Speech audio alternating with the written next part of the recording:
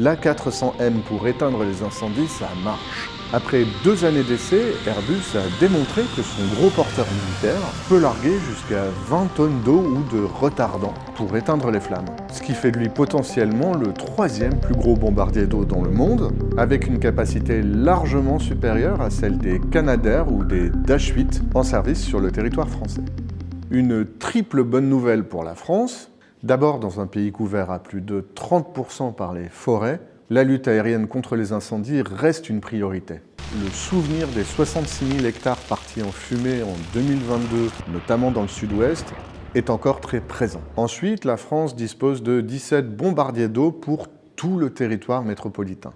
C'est pas énorme, surtout quand on pense qu'ils ne sont pas tous opérationnels tout le temps.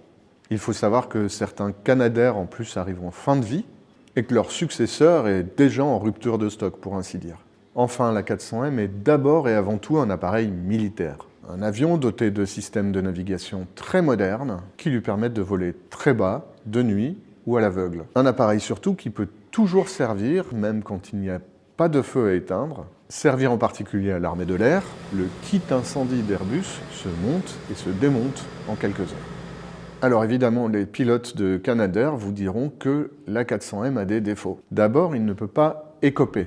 Écoper, c'est charger de l'eau sans se poser. C'est ce qui permet au Canadair d'embarquer 6000 litres d'eau en 12 secondes en frôlant la mer, un lac ou un fleuve. Alors quand même, il peut se poser presque partout, sur une plage, au bord d'une rivière.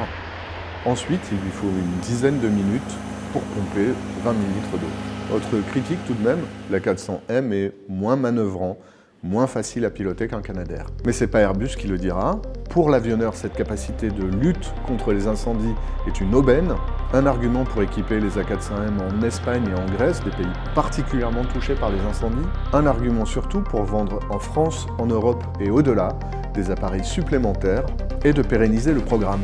Aujourd'hui, Airbus, qui a déjà construit 131 A400M et doit encore en livrer 178, estime pouvoir vendre jusqu'à 30 exemplaires supplémentaires d'ici à 2030.